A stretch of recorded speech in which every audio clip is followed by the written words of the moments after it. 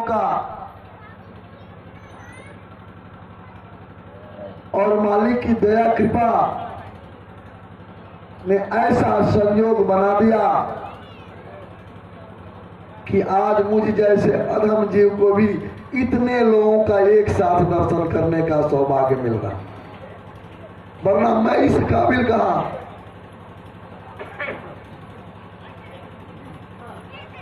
महात्मा जी ने एक कहानी सुनाई थी। वैसे कथा कहानियां काल्पनिक बनती है। क्यों बनती है कि कोई गूढ़ बात जो आसानी से आदमी नहीं समझ पाता, उसको संत महात्मा किसी कथा कहानी के माध्यम से हम सब लोगों के बीच रखते थे, जो उस आशय को आसानी से आदमी समझ ले।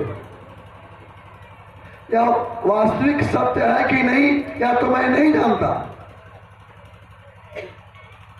लेकिन इसका जो आशय है, अगर वह आशय समझ में आ जाए, इसका रहस्य समझ में आ जाए, तो मैं वादा करता हूं आपसे कि आप अपने बीते हुए कल पर जरूर पछताइएगा।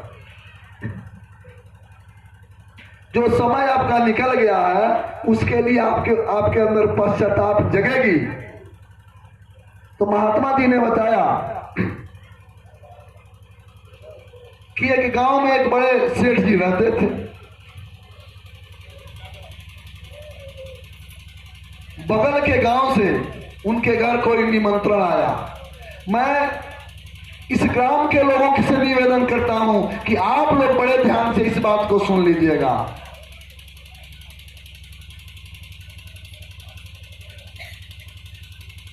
तो उनके घर, सेठ जी के घर बगल के गांव से उनके हित मित्र जो कोई होंगे, उन्होंने निमंत्रण भेजा कि हमारे घर शादी है, आप सब परिवार पधारिएगा। ऐसा तो होता है, बड़े लोग हैं तो किसी न किसी उनका रिश्तेदारी बड़े लोगों में होगा। निमंत्रण आया। मामा ने भी इस पर खूब बारीकी से इसके आशय को समझिएगा। बहुत ज्यादा सुनना बड़ी बात नहीं है, थोड़ा ही सुना जाए और उस पर चिंतन मनन किया जाए तो बहुत लाभ मिलेगा। बहुत सुना जाए और चिंतन मनन न किया जाए तो थोड़ा लाभ मिलेगा। अब निमंत्रण आया। सेठ जी ने अपनी पत्नी से परामर्श किया और उस तिथि को दोनों घर से निकले अपनी अपनी सवारी पे। जो ही उस सेठ की सवारी गांव से बाहर हुई, गांव के बाहर एक चौराहे पर एक वृक्ष के नीचे एक महात्मा बैठे थे। एक महात्मा बैठे थे। सेठ जी अपने सवारी से ऐसे देखे उनके तरफ। महात्मा ने कहा, सेठ जी थोड़ा रुक जाइए। अब सेठ जी रुके, पास गए। महात्मा जी ने कहा, सेठ मैं तुमसे एक बात कहता हूं। सेठ ने समझा कि अरे महात्मा है, कुछ ना कुछ मांगेगा। उसने कहा, महाराज मेरे पास समय नहीं है, हमको दूर जाना है, फिर कभी मिल लीजिएगा। अंदर में तो बाहर थी कि कुछ मांगेगा। सेठ से महात्मा ने कहा कि मैं तुमसे कुछ मांगने नहीं आ जाया, आज तुझे देने आया हूं, थोड़ा सा वक्त दे करके रुक जाओ। सेठ अनमने ढंग से रुका। भीतर से तो श्रद्धा थी नहीं। कहा कि जो देना हो जल्दी दीजिए, हमको देरी हो रही है, जाना है। तो महात्मा जी क्या किए थे, जैसे बच्चा सब मिट्टी कैसे जमा करके मेढ़ बनाता है, उसी प्रकार 2 4 5 को घर बनाए थे, मेढ़ बना करके मिट्टी का। कहे कि ऐसा है, ये मैंने हवेली बनाई है, उस मालिक का हुक्म है, उसने मुझे आदेश दिया और मैं उसकी रजा से, उसकी मर्जी से कहता हूं कि मैंने जो हवेली बनाई है, इसमें से एक हवेली तू अपने नाम करा ले।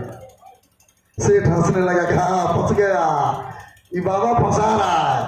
बताओ, हम बच्चा है, लड़का है, ये माटी का जमा करके कह रहा है कि हवेली है? सेठ ने कहा आपको पता भी है कि मैं कौन हूं? अरे महाराज, मेरी बहुत बड़ी हवेली है, मुझे अब किसी हवेली की जरूरत नहीं। सेठ ने कहा वो मैं जानता। सेठ से महात्मा ने कहा वो तो मुझे पता है कि तो बहुत बड़ा आदमी है, लेकिन फिर भी मैं कहता हूं कि आज मैं अपने मन से नहीं कह रहा, आज उस मालिक की मौज है और मैं उसकी मौज से कह रहा हूं कि एक हवेली तू इसमें से अपने नाम करा ले, तेरे बुरे वक्त में काम आएगी। सेठ हंसने लगा कि माटी का घर हमारे बुरे वक्त में काम आएगा, रुपया पैसा तिजोरी माल।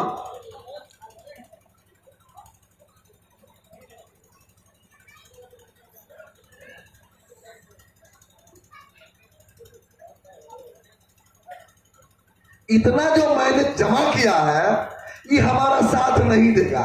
आई साधु बाबा के माटी के घर हमको पूरा, अरे बाबा फंसा रहा है हमको। कहा महाराज ठीक है, पीढ़ी छुड़ाना है, ठीक है ठीक है, अभी हमको हवेली की जरूरत नहीं है। महात्मा ने कहा सेठ देख ले, सोची विचारी कर ले, बहुत कम समय बचा है। मेरी तो इच्छा है कि तू एक हवेली ले ही ले। सेठ ने कहा फिर कभी सोचेंगे, आज मेरे पास समय नहीं है। जैसे तैसे पल्ला था, अपनी सवारी से आगे निकल गया। पीछे से सेठ की सेठानी आई अपनी सवारी से। महात्मा ने उसको भी रोका, उतर के गई। उसके अंदर कभी ना कभी किसी जन्म का कोई पुण्य था इकट्ठा। महात्मा के पास गई, दंडवत प्रणाम किया, जिस प्रकार हुकुम हो। जितना बात महात्मा ने सेठ से कहा था उतना इससे भी कहा कि देखो आज उस मालिक की मौज है और मैं उसकी मौज से कह रहा हूं कि मैंने जो ये हवेली बनाई है इसमें से एक हवेली तू अपने नाम करा ले।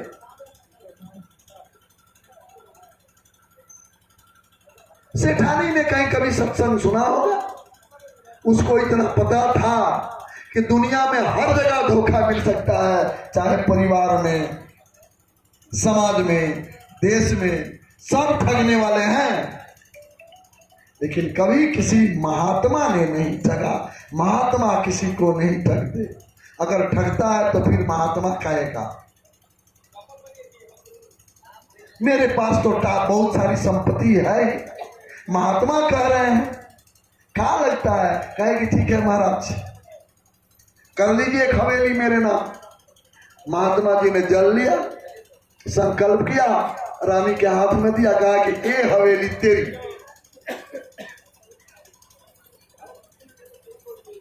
और उस हवेली पर मिट्टी, जो मिट्टी का बनाए थे, उसी पर रानी का नाम पूछा और लिख दिया। सेठानी चली गई, जहां पहुंचना था वहां पहुंचे। जो वहां उत्सव था उसमें भाग लिए, भोजन किए, रात को सो गए। सोने के बाद सेठ ने एक स्वप्न देखा।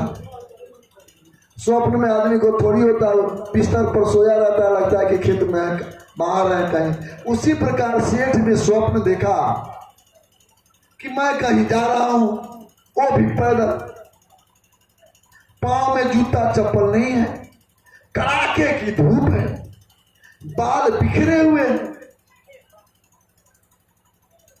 प्यास से गला सूख रहा है, कहीं पानी दिखाई नहीं पड़ रहा और पैदल जा रहा है उसी हाल में। सोचता है मन ही मन, स्वप्न की सब बात है, सोचता है कहीं से पानी मिल जाए। तब तक उसको दूर एक बस्ती दिखाई दी, लगा कि उधर कोई गांव है। बड़ी आशा लेकर सेठ जैसे तैसे चला नहीं जाता, जैसे तैसे उस गांव के करीब पहुंचा। देखा बड़े बड़े महल बने हुए थे, सोचा घर है तो यहाँ लोग रहते होंगे तो पानी तो मिल ही जाएगी। ऐसा विचार करके जो सबसे पहले घर था उसी घर के पास गया तो एक दरवान बैठा था दरवाजे पर। घर के भीतर जाने लगा, कहा भैया थोड़ा सा हमको जल पिला दो। पूछा कि जल है? उसने कहा है। तो कहा मुझे थोड़ा सा पिला दो। जब कहा कि मुझे थोड़ा सा जल पिला दो, मुझे विश्राम करना है, तो उसने कहा अच्छा ये बता तुम्हारा नाम क्या है? तो इसने अपना नाम बताया। जब नाम बताया तो कहा कि देखो मकान के ऊपर किसका नाम है? तो उस मकान पर किसी दूसरे का नाम था। अब जो दरबान था कहा कि देखो इस मकान के अंदर सारी सुविधा मौजूद है, लेकिन तुम्हारा मकान नहीं है, इसमें तो हो जाएगा जिसका नाम है। आगे बढ़ो। बहुत अनुनय विनय किया। उसने कहा एक छटाक यहां से तुमको कोई सहयोग नहीं मिलेगी। आगे जा। आगे गया, दूसरे तीसरे चौथे पांचवें छठा, हर मकान के पास जाता, हर जगह एक दरबार मिलता, यहाँ अपनी बात कहता और हर जगह से दुत्कार दिया जाता। वहां का ऐसा नियम था कि जिस मकान के ऊपर जिसका नाम है वही उस मकान के अंदर प्रवेश करेगा, उसमें रखी सारी सुख सुविधा का उपभोग वही कर सकता है। एक तो बेचारा नंगे पैर, ऊपर से गर्मी, भूख प्यास से तड़प रहा और ऊपर से लोगों की बेइज्जती। मरता क्या नहीं करता, धीरे धीरे आगे बढ़ते गया। तब देखा कि एक मकान के ऊपर इसकी पत्नी का नाम लिखा है। अब बड़ा खुश हुआ, अच्छा मिल गया हमारा मकान। और अब ऐंठ के सीना तान के चला उस महल के अंदर। आके रुका, वहां भी एक दरबान था। कहे किधर जाता है? जगह आप काहे रुक रहे हो? हम महल के भीतर जा रहे हैं। क्यों जा रहे हो? हमारा घर। क्या नाम है तुम्हारा? इसने अपना नाम बताया। दूसरे का पड़ो मकान के ऊपर किसका नाम है? अरे आपको पता नहीं है, यह मकान मेरी पत्नी का है। तो जो पत्नी का है वो पति का हुआ, जो पति का है वो पत्नी का हुआ। तो यदि मकान मेरी पत्नी का है तो उसमें तो मेरा हुआ ही, और तुम हमारे सेवक बने। ऐसा कह के जाने लगा, तब तक दरबार पकड़ा, मारा खींच के चाटा। कहा कि यहां 420 नहीं चलती है, यहाँ कोई किसी का पति नहीं है, कोई किसी का बाप नहीं है, कोई किसी का भाई नहीं है, न बाप है, न बेटा है, न पति है, न पत्नी है। जिसका है उसी का है, जिसका नाम लिखा है वो सारी सुख सुविधा उसको मिलेगी। ये पति पत्नी के नाते रिश्ते तो उसी संसार तक है, सब एक दूसरे से जुड़े हुए, कर्मों का लेना देना था। तूने कोई अच्छा काम किया होगा तो तेरा भी कहीं में काम होगा। यहाँ का ऐसा विधान बन गया कि बाप का नाम है तो पिता का, बेटा का उसमें हो जाएगा, पति का नाम से है तो पत्नी का हो जाएगा, पत्नी के नाम का है तो पति का हो जाएगा। जब चांटा लगा, आज हवा के बिछाओं से इसकी आंख खुली, देखता है कि पसीना से देह तरबतर व्याकुल है।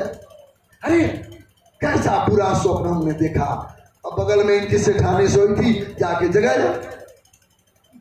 बात तो इसको लग गई थी। सेठानी को जगाया और पूछा, तुम मेरी धर्म पत्नी हो? हम लोगों ने जितना दान यज्ञ अनुष्ठान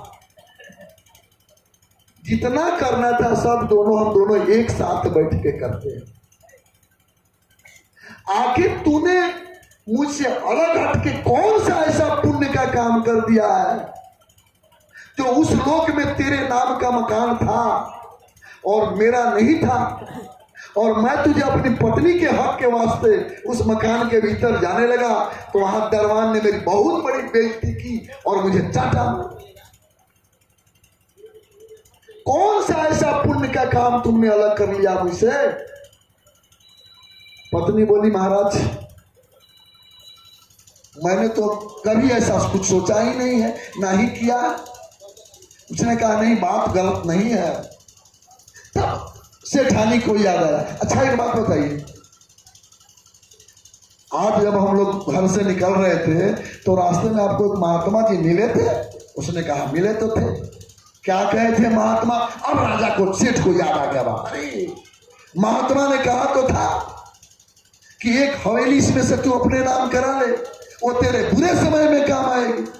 जब ये सारी संपत्ति तुझसे छीन ली जाएगी, जब तेरा साथ नहीं देगी, तब तेरा किया हुआ कोई पुण्य उस समय काम आएगा। और मैंने महात्मा की बात नहीं मानी। सेठानी ने कहा बस, और हमने मान ली। आपने वो बात नहीं मानी थी और मैंने मान ली। सेठ ने, महात्मा ने मेरे सामने एक हवेली पर मेरा नाम लिखा था। अब तो सेठ को बड़ा चोट पहुंचा, बड़ी आत्मगल्लानी हुई। सोचा जैसे तैसे हो, सुबह सबसे पहले मैं जाके उस महात्मा से एक हवेली अपने नाम करा लूंगा। सुबह हुई,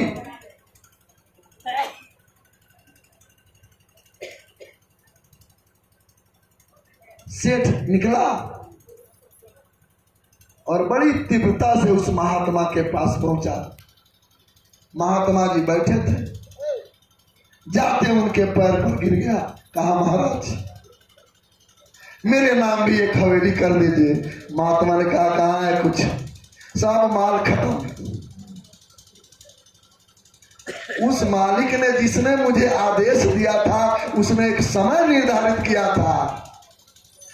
उसने कहा महाराज मिट्टी का आपने बनाया था, उसी तरह बना दीजिए और एक हवेली मेरे नाम भी कर दीजिए। उसने कहा मैं 10 बना सकता, लेकिन जिसने मुझे वो शक्ति ताकत बख्शी थी, उसका हुक्म जब था, मैं अपने मन से कुछ नहीं कहा। उस मालिक की मौज थी, उसने मुझसे कहा था तेरे जन्म में कोई पुण्य का काम करना था। उसने कहा था कि आज उसका जाके भाग्योदय कर दो और तुम्हारा भाग्य चमकने वाला था, लेकिन तू इतना निराबुद्धू निकला। मैंने बार बार तुझे कहा कि मुहूर्त निकला जा रहा है, एक मकान करा ले, एक हवेली अपने नाम करा ले। तू चाहता तो सारी हवेली मैं तेरे नाम कर सकता था, क्योंकि उस मालिक ने मुझे हुक्म दिया था। बहुत सिर धूम धूम के पछताया, लेकिन अब पछताए होत क्या जब चिड़िया चुग गई खेत। बहुत रोया तो महात्मा ने कहा अच्छा तू महात्मा की संगति कर, कभी जहां कहीं भी ऐसे कामिल मुर्शिद औलिया फकीर अपनी मजलिस लगा दे और जो उस समय हुक्म फरमाया जाए तो उस मालिक का हुक्म समझ करके मान लेना। वो बाजार कभी कभी उस मालिक लगा देता है। ऐ मेरे धर्म प्रेमी भाई बंधु, इस गांव के लोगों से मैं निवेदन करूंगा, आप स्वतः विचार करें, क्या आपने इन लोगों को बुलाने के लिए कोई चंदा दिया था? ये लोग सट्टा पूजा करके आए? कतई नहीं। उस मालिक की मौज थी, उसने ऐसा मुहूर्त बनाया है, अपने प्रेमियों के अंदर वो प्रेरणा दिया कि अमोक गांव में चले जाना, पता नहीं इसमें किसका पुण्य उदय होगा। उसने कहा उसकी मर्जी से मजलिस लगी है, उसकी मर्जी से सत्संग हो रहा। यह आपके रुपया पैसा दौलत के बदौलत नहीं हो सकता, इससे कई गुना भीड़ आप इकट्ठा कर सकते हैं, संभव है। कई गुना लोग आ सकते हैं, बहुत बढ़िया बढ़िया कथा कीर्तन भजन कीर्तन आप करा सकते हैं, संभव है। लेकिन इस महापुरुष के दिशा निर्देश में हम लोग ना अपने मन से आए ना आपके बुलाने से आए। आपके गांव में आज जो चर्चा हो रही या उस महापुरुष के दिशा निर्देश में है जो तीनों काल को अपने मुट्ठी में रखता है, या उस महापुरुष के वचन के दर्जा कार्यक्रम हो रहा जो सीधे इस मनुष्य शरीर में परमात्मा खोद बुढ़ा अल्लाह जिसे आप अपनी भाषा में जो कहते हो सीधे दिखाने की सामर्थ्य रखते हैं। ये वो महापुरुष हैं। आप धर्म ग्रंथों का अध्ययन करें जिसमें लिखा है, चाहे हमारे हिंदू भाई का धर्म ग्रंथ हो चाहे मुसलमान भाई का धर्म ग्रंथ हो, जो काम दवा नहीं करती है वो काम दुआ कर देती है। जब ऐसे कामिल मुर्शिद मिलते हैं तब बात खुदा से होती है। गोस्वामी जी ने रामचरितमानस में लिखा, बिन गुरु भाव निधि तरह न कोई, जो बिरंची शंकर सा हो। और आज उस मालिक की मौज है, उसने अपने मुरीद के द्वारा, उसने अपने प्रेमियों के द्वारा ए मजलिस इकट्ठा कराई। इसके पीछे कोई न कोई तो प्रयोजन होगा, कोई न कोई तो रहस्य होगा। हम चाहेंगे आपसे, गांव के लोगों से, कि इस समय की नजाकत को जरूर समझिएगा। आज भले आपको लगे कि 1 घंटा समय हमारा बेकार गया, अरे ये लोग ऐसे कहते रहते हैं, लेकिन कोई ना कोई तो बात है। 22 तारीख से तैयारी शुरू हुई, 23 को मुक्ति दिवस मनाना था और 24 तारीख से प्रेमी संकल्प करके घर से निकले। क्यों निकले? इस महापुरुष की आज्ञा के तहत। इनको पता है, पागल तो है नहीं, सबके घर घर गृहस्थी है, बाल बच्चे हैं, अपने खर्च से चलना, अपनी भोजन भंडारा की व्यवस्था करके चलना, आखिर कोई न कोई तो बात है। तो महात्मा जी ने कहा कि जाके लोगों से कह देना कि आगे का समय बड़ा खराब है। अरे प्रेमियों, आज की बात ही नहीं, पूर्व में भी जितने संत महात्मा औलिया फकीर इस धरती पर आए, सबने अपने मुरीदों से लोगों के बीच अपना पैगाम भिजवाया। आज भले हम मनुष्य शरीर में हैं और मनुष्य शरीर को छोड़ करके बाकी जितनी भी जोनियां हैं, जिसमें वृक्ष, कीड़े मकोड़े, जीव जंतु, बड़ा से बड़ा जानवर, छोटा से छोटा कीड़ा, वो भी कभी न कभी मनुष्य शरीर में थे। और जब वो मनुष्य शरीर में थे तब भी उस समय कोई न कोई कामिल मुर्शिद औलिया फकीर संत महात्मा इस धरती पर थे। क्योंकि आपका धर्म ग्रंथ कहता है कि यह धरती कभी संत महात्माओं से खाली नहीं रहती। और वे भी अपने समय में अपने मुरीदों से संदेश भिजवाए थे, लेकिन जिन लोगों ने नहीं माना, समय के नजाकत को नहीं समझा, समय का लाभ नहीं लिया, आज चले गए निकृष्ट योनि में, दुख भोग रहे। और आगे भी यदि हम लोगों ने महापुरुष की बात को नहीं माना, उनकी बात को नहीं पकड़ा, तो हम का कोई चिट्ठा पुर्जा लिखा के आया कि हम हर बार मनुष्य बनेंगे। अरे जब कालभूषणी जी ऐसे आदमी, उन्होंने गरुड़ जी से कहा रामचरितमानस में कि कौन जो निजन में उजहना है, तो हम लोग उस भेड़ा बकरा गधा ऊंट सियार खेखर बिलार में नहीं जाएंगे यदि इसमें अच्छा काम नहीं किए,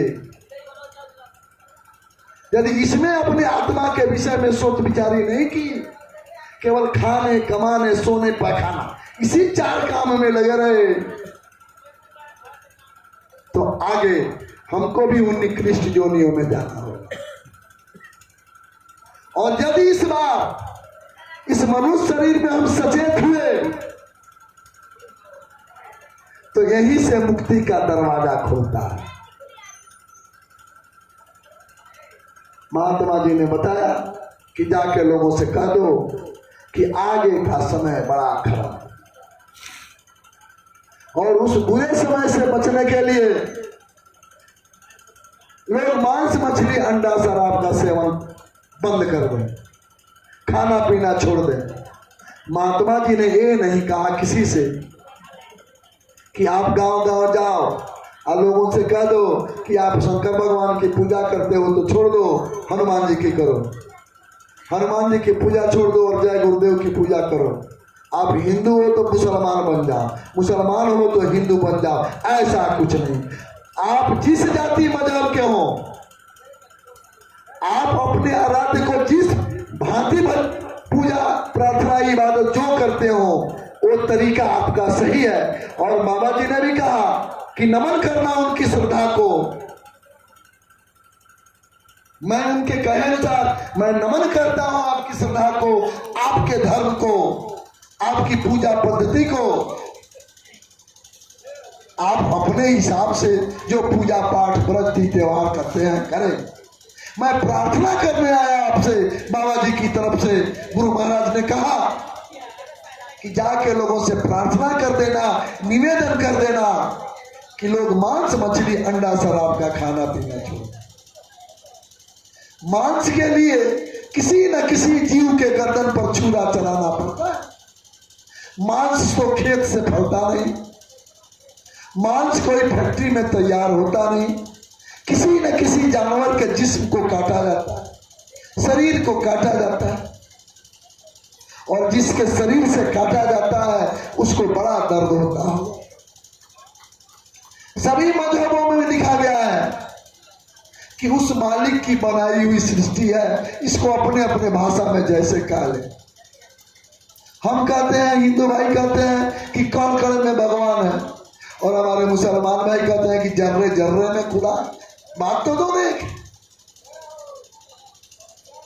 तो जब कण कण में भगवान है, मिट्टी के एक छोटे से कण में भगवान है, तो हमारा विश्वास कहां चला जाता है कि बकरा को पटक करके और उसके गर्दन पर छुरा चलाते हैं। क्या उसमें भगवान नहीं है?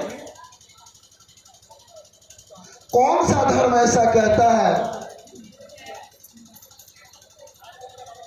कोई धर्म ग्रंथ आपको उस मालिक की बनाई हुई दुनिया में किसी जीव को तकलीफ पहुंचाने का आदेश नहीं देता, क्योंकि सब उस मालिक की बनाई हुई है।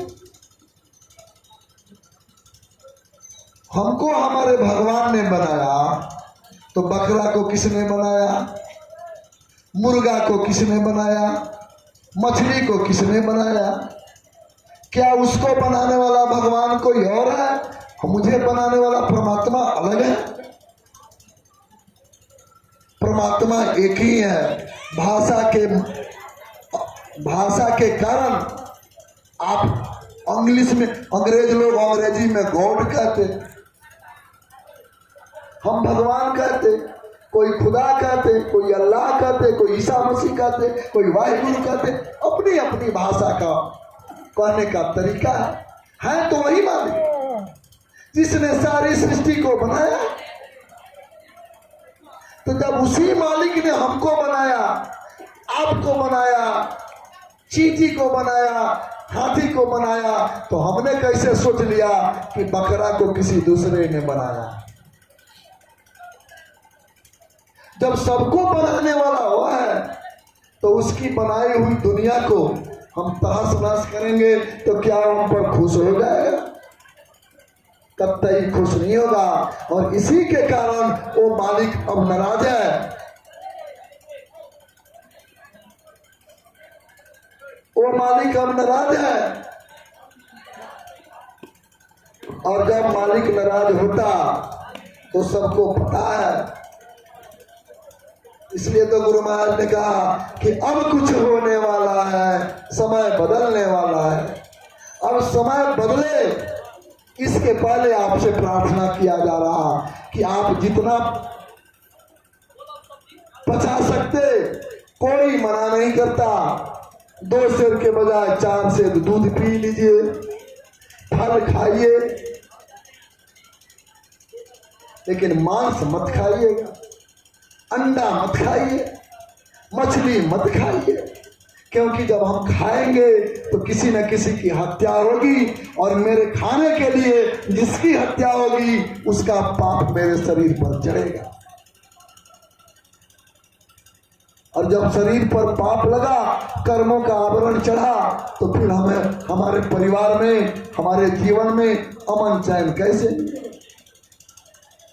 हमारी मां बहनें बड़ी पूजा पाठ करती हैं, करना भी चाहिए,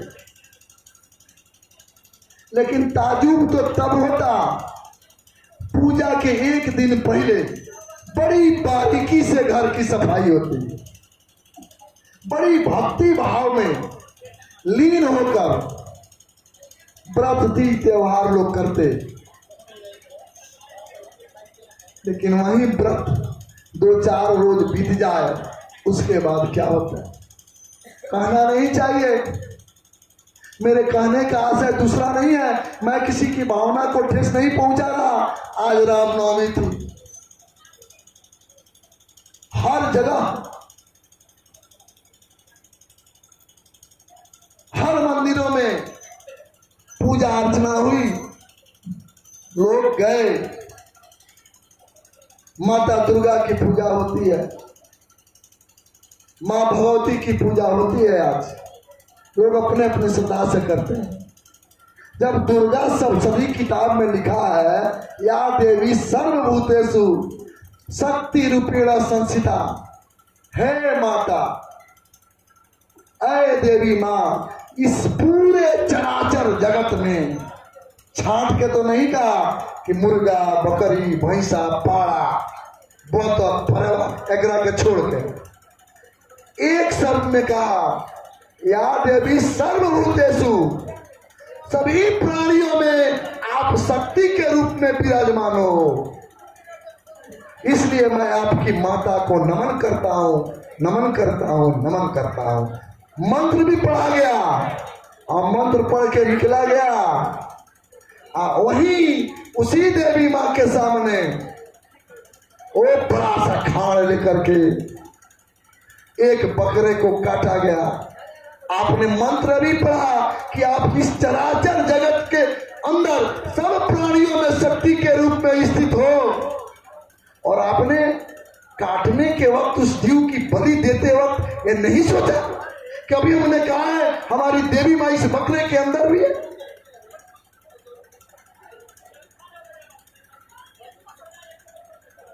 कौन सी पूजा हो रही, किस ग्रंथ ने आपको ऐसा इजाजत दिया है करने को? पूजा करने का आपको अधिकार है, पूजा कीजिए, लेकिन किसी जानवर की बलि दे करके नहीं, क्योंकि सब में वो परमात्मा है।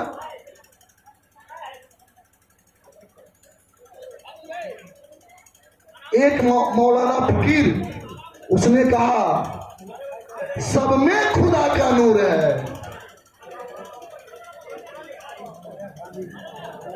सब में खुदा का नूर है। ए नंदलाल जी, हलवा काय कराते हैं? वही हाजिर हजूर है, मगर जो मुर्शिदे पुर है उसी ने देखा वह नूर है। उस मालिक से एक रत्ती जगह खाली नहीं है। लेकिन हाय रे हमारी सोच, क्या हुआ हमारी सोच को? हम ही गए पूजा करने, पूजा किया और बाहर निकल करके जल्लाद का काम किया। आदमी आदमी को काटता है कि हत्या? पूजा करने वाले को क्या कहते हैं जी? पूजेरू। हत्या करने वाले को क्या कहेंगे? उसको भी पूजेरू कहेंगे। पूजा किया, अपने माला पहना, टीका लगाया, कर रहा है हत्या। अभी आप पूजेरू थे, पूजा कर रहे थे, अभी अभी कभी क्या कर रहे हैं? कौन देवी देवता आपके गुनाह को माफ करेंगे भाई? तो ऐसा नहीं करें। महात्मा जी ने कहा कि जाके लोगों से कह दो कि आप अपने मन से पूजा तो करें, लेकिन लाभ आपके मन से नहीं मिलेगा। यही कारण है कि कर रहे हैं पूजा, चल रहा है उधर से कर्मों की गंदगी। माँ बहने बड़ी पूजा करती है, ताजू हमको होता है इस बात को। अपने लड़का के तारू ना सूखे, शुद्ध सरसों का तेल तारू पर छपाना, तारू सूखे लड़का का तबीयत खराब हो जाएगी। वही सरसों के तेल में, अच्छा बकरी के बच्चा होगा कि ना, उके बेटा हो, ओकरो मतारी दुलारी बिया, बहुत दुलार बाव करो। छोट बच्चा होखे, बकरी बानल होखे, जाई बचवा को उठावे, अपना ताकत भर उहो मारे भी। बिलाई के बच्चा जाके छुई रहो दे निचोड़ दी। अरे चिड़ई फरगुदी के खूंटा तर जाई, चे चे कर तू वो चलाई, ओकरो अपना बच्चा से अपना प्यार बा। फिर रहुआ कैसे सोच लेनी कि हम केहू के लड़का के जब्बे करके आ वही करू के तेल में तार तार के उलिट उलिट के खाए आ वो हमरा पर खुश रही। अभी परियार आदमी ये गांव में केहू परियार होखे धन से बल से आ कोनो गरीब आदमी के लड़का के धर के 2 चमटा खींच दे बिना मतलब सामने तो प्रतिकार करना पाई अबर बा तू क्या करला चल जाइए तो कही हे भगवान अब तू ही बाड़ तू तो देख हम अबर बानी यही से कहले हैं एक फैसला तू करियो कौन जाए कि ना हम देखले बानी माई बहन लोग के जब कुछ होई मैंने केहू बोल दी ऐसा परिस्थिति आई आचरा ले ली हे सूर्य नारायण अब तू ही बाड़ो जोर के उगेलो जोर के डूबेलो एक फैसला करियो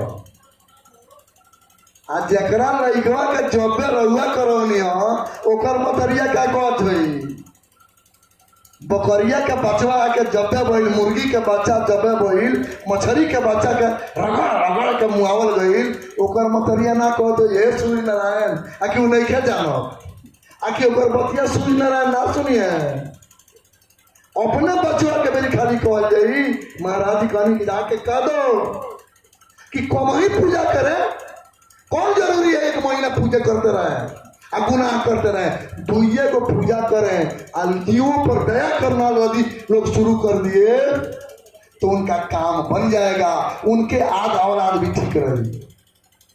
बताइए जियते मछली हतना बालू चाहे राखी धो दिया और वो पानी से निकल लिया अपने छपकी आ दिया लागल जाई लगा सारा छाला छिला जाए छपिया के भगिए तो फिर खींच के आई भर में अंगुली लगा के हई गाल चिरा जाई हई गाल चिर दिया बीचवा पेटवे पर मारी फसल पर पेट चिरा गए भच दे अपना लहरा पचौनी बोल ओकर मतरिया आशीर्वाद दी ये हे भगवान हमरा लइकवा के ले आके रगड़ रगड़ के लहरा पचौनी निकालल ओकरा लइकवा के खूब निमन रखियो तू कोई कि ना कोई कुछ बोली जाओ तू कोई कि ना कोई। अच्छा अब भगवान परियार के बात सुने ले कि ओबर के भगवान ओबर के बात बहुत जल्दी सुने ले ये लाचार होके मजबूर बा उनकर नाम दीनानाथ हो दीन मने गरीब धनिक नाथ नाम ना तो ऐसा गुनाह मत होके केहू बचौनी हार ना मिली ना ही धन का में आई ना परिवार का में आई आपन कर्म अपने भोगे के पड़ी। लोग कहले का हम तो ना खाइले हम मांस मछली ना खाइले अब घर के लोग खाला तो कलम कीन के लिया देनी हो केकर मन रोकल जा घर के माई बहन के हम ना खाइले बेटा पतो खड़ा लो लइकवा खड़ा बना देनी हो आपको ज्ञात होना चाहिए। अभी आपके यहाँ जो पूजा कोई पूजा हो रहा हो उसमें चंदा लगता है ना चंदा दिया जाता है क्या सोच के चंदा दिया जाता है कि भाई अकेले हमसे नहीं हो रहा फलाने आदमी अच्छे हैं कोई पूजा करा रहे हैं इसमें हम थोड़ा सहयोग कर दें हम जितने सहयोग करेंगे उतना ही हमको लाभ मिलेगा। हर मजहब में यह व्यवस्था है हमें सामर्थ्य नहीं है अठजाम करा दे मंदिर बनवा दो अकेले तो कोई करा रहा है तो उसमें सहयोग कर देते हैं अच्छा जितना हमारा लागत था इतने पुण्य मिली।